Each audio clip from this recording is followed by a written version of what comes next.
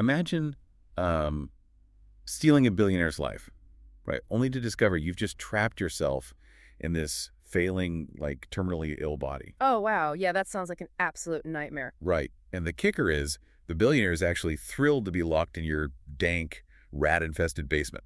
It is such a wild premise. I mean, Yeah. usually when you see anime, body swap, and villainous in the same pitch, it's easy to assume we're just retreading tired ground. Oh, totally. I'll admit my eyes kind of glazed over when I saw the notes for today's deep dive. Yeah, understandable.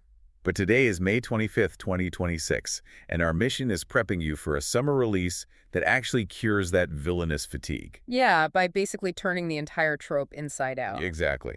Okay, let's unpack this. We're looking at Though I Am an Inept Villainess. It's set in this historical, China-inspired kingdom of I. Right, where 5 clans are basically competing to make their daughter the imperial consort. Yeah, and the absolute favorite is Kou Reirin. She's known as the court butterfly.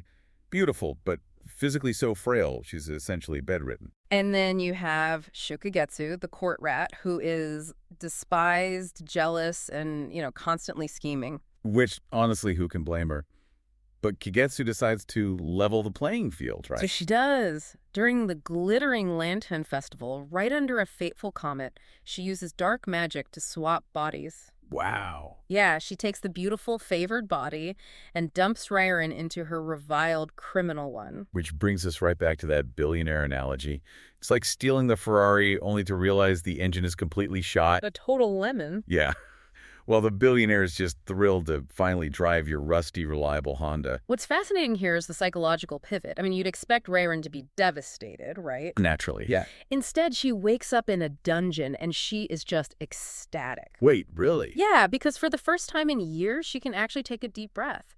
Her new rat body is robust. She can literally do cardio. Okay, hold on. I need to push back here.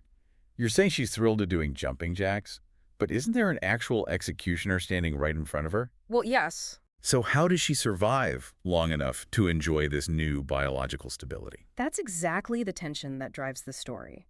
She uses her newfound physical stamina, combined with her years of cutthroat political training as the butterfly, to just outmaneuver her captors. Oh, that's clever. It's a brilliant inversion. Usually the weak character finds a magic sword or a hidden spell. Reirin just finds a functioning immune system. And to her, that biological stability is magic enough to fight her way out. But balancing a script where a girl is simultaneously thrilled to do cardio while literally sitting on death row. Yeah, that sounds like a tonal nightmare.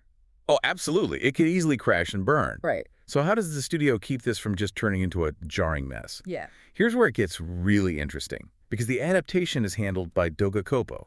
Ah, right, the studio behind the massive hit Oshinoko. Exactly. And if we connect this to the bigger picture, director Mitsuo Miyazaki and scriptwriter Yoshiko Nakamura are like the perfect duo for this. How so? Well, they have to balance the high-stakes palace intrigue with the witty humor of Reirin's absurd dungeon positivity. So they ground the ridiculous comedy in very stark, serious framing. Ah, so the dangerous environment itself is treated with dead seriousness. Exactly, which keeps the palace intrigue intact and makes the humor punch way harder. So the visuals play the straight man to her absurdity? That makes total sense. And I imagine the character designs have to really sell that physical difference, too, to make the swap believable. Oh, 100%.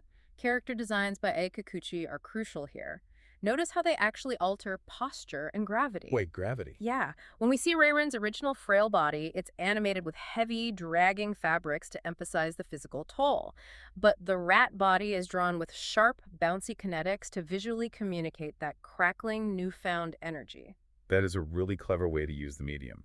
And then you have the evocative music by Yukari Hashimoto setting the tone, plus the voice acting layering on top of that. Right. Manaka Iwami voices Reirin, and she has to constantly pivot between these two extremes. I imagine 1 second she has the refined cadence of a pampered royal, and the next she has the sheer grit of someone surviving a prison brawl. It requires incredible vocal gymnastics, and Natsumi Kawaida, voicing the desperate Kigetsu, acts as the perfect foil. Oh, because she's stuck in the frail body now. Exactly. She's stuck gasping for air and collapsing under the weight of that heavy, dragging royal body. Wow. So what does this all mean for you? If you want to see how this high wire act pulls off its premise, Yeah. Though I Am an Inept Villainess premieres July 12th, 2026 at 23.45 JST on TV Tokyo. And it'll be streaming on Crunchyroll, so definitely don't miss Oh, it. sure.